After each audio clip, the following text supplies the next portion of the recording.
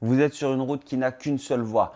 Pas de chance, en face, il y a aussi une équipe avec des voitures qui veulent aller dans l'autre direction. Les deux équipes se sont mises d'accord, c'est que dès qu'elles vont se croiser, elles vont faire un pierre-feuille-ciseau. Le puits n'existe pas dans le pierre-feuille-ciseau, je le rappelle. Celui qui perd sort, celui qui était sur le parcours continue. Et l'objectif, c'est de terminer dans la case adversaire le plus rapidement possible. On est obligé de marcher dans les cerceaux sans les toucher. Ils se croisent, on a un premier pierre, feuille, ciseaux.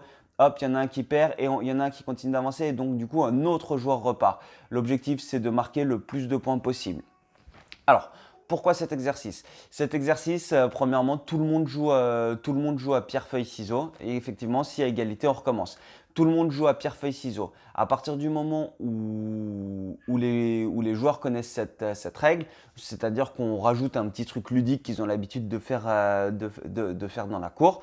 Et en revanche, ce qui va nous intéresser, ça va être le travail des appuis. C'est-à-dire que là, les joueurs, ils vont travailler, qu'ils le veuillent ou non, les appuis et l'explosivité pour avoir en fait différentes formes d'appui avec des cerceaux qui sont espacés de différentes manières. Quand on arrive au bout, on marque un point et c'est un espèce de relais course mais qui rajoute du coup l'aspect cognitif avec le petit jeu au milieu qui est complètement décontextualisé. Et, euh, je sais que les joueurs dans tous les sports que j'ai fait, et même que ça soit sur des plus vieux, ils se sont vraiment marrés sur cette situation. Et plus ils sont à l'aise, plus vous allez voir, on peut écarter les cerceaux.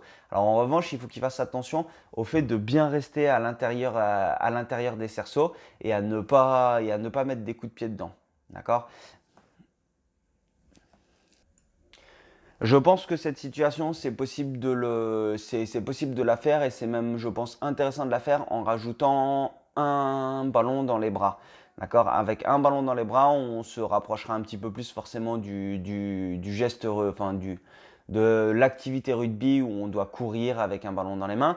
Là, j'avais pas pensé à le faire parce que c'était le début de la situation enfin, c'était le début de la situation et surtout c'était la fin de la matinée et donc du coup, ça commençait à fatiguer. Et même moi, au bout d'un moment, on peut perdre sa lucidité et ne pas faire évoluer les choses correctement. Mais donc du coup, moi, je vous conseille de rajouter un ballon dans les mains. Qu'est-ce qu'on pourrait faire pour complexifier un petit peu? On pourrait leur mettre sinon deux mini balles de tennis sous les coudes pour qu'ils courent avec des balles de tennis sous les coudes. On pourrait tenter avec deux ballons de rugby, un dans chaque main, et du coup, ça sera plus compliqué pour eux au niveau des bras, parce qu'on le voit quand même quand ils sont en train de courir, là, ils utilisent beaucoup les bras parce que les appuis sont différents, ils ont plus ou moins d'espace.